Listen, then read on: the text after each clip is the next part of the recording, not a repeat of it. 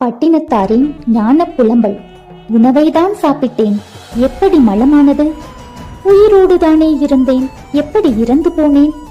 மலம்தான் உணவாக இருந்ததா, இல்லை மரணம்தான் வாழ்வாக இருந்ததா?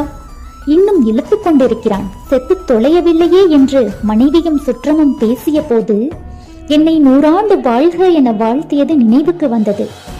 இதுவரை எனது கோடாரியால் நான் எனது வேரையல்லவா வெட்டியிருக்கிறேன். நான் விரும்பியவையெல்லாம் என்னை வெறுத்து கொண்டிருக்கின்றன. இளமையாய் இருக்கும் போதே முதுமையை பழகியிருக்க வேண்டும்.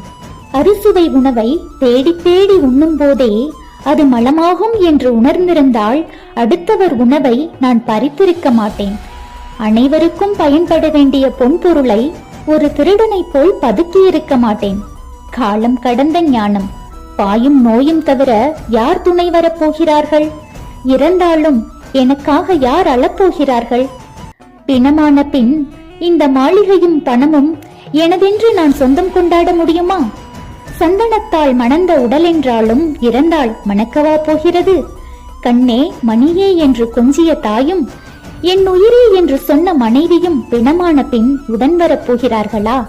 பிரிய மாட்டேன் என்று சொன்னவர்கள் பிணமென்று வீசி சென்ற பிறகு மண் என்னை பார்த்து, மகனே நான் இருக்கிறேன், என் மடியில் வந்து உறங்கு என்று என்னை மார்போடு தழுவிக்கொண்டது.